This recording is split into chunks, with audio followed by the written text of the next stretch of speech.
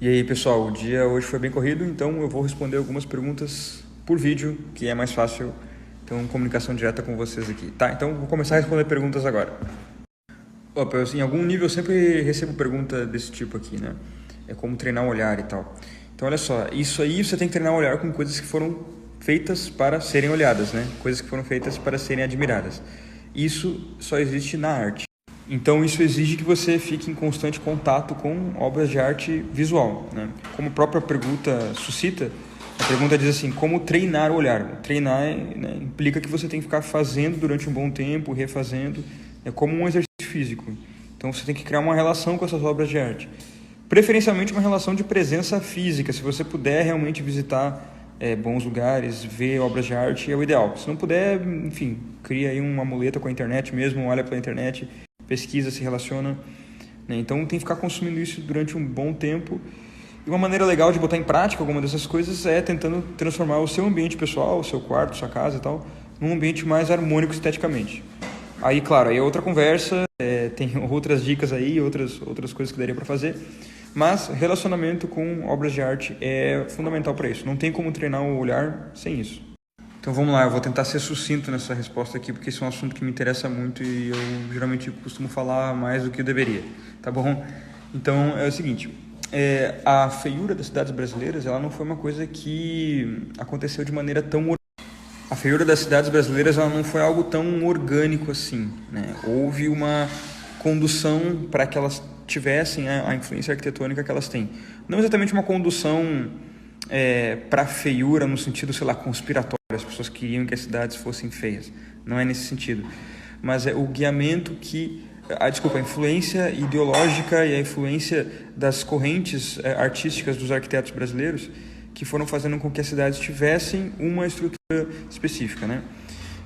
No Brasil, a gente tinha, até o final do século XIX, basicamente dois estilos arquitetônicos principais.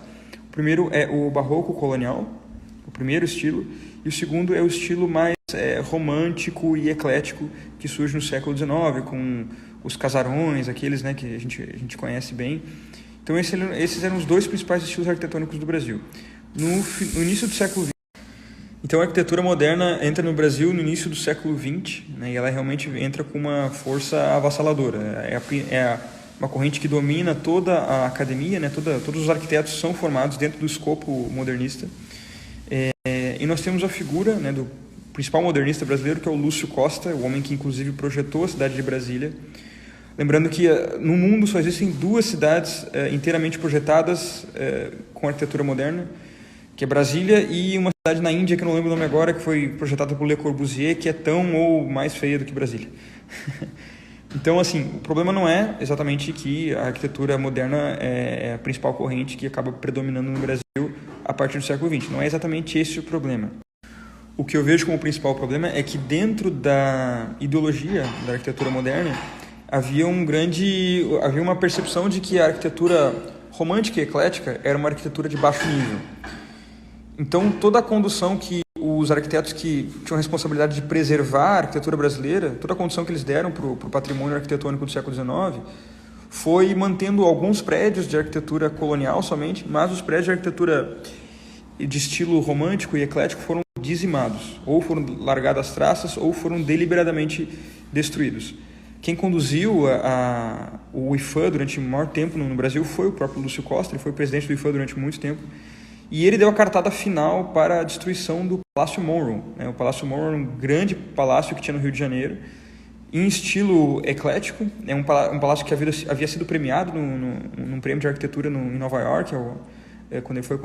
A cartada final para a destruição do Palácio Monroe veio do Lúcio Costa. Eu uso esse exemplo porque é um exemplo emblemático a respeito de como foi a condução dada para o patrimônio histórico da arquitetura romântica e eclética no Brasil, né?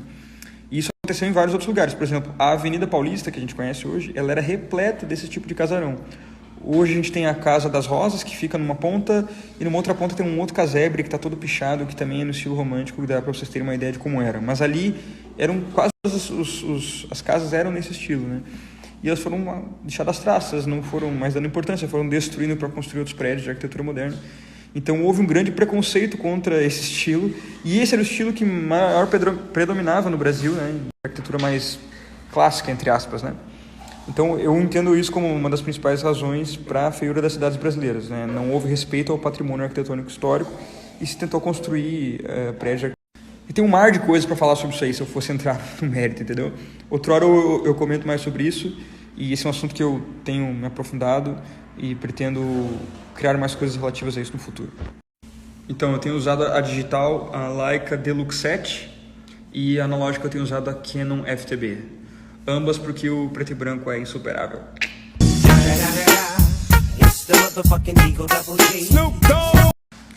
Então, o motivo principal que está levando a pessoa à procrastinação talvez exija uma resposta mais profunda. Mas eu vou dar uma diquinha que é muito boa, quer ver? Essa dica eu peguei do Tobias Van Schneider, que é um grande designer, é o designer do Spotify.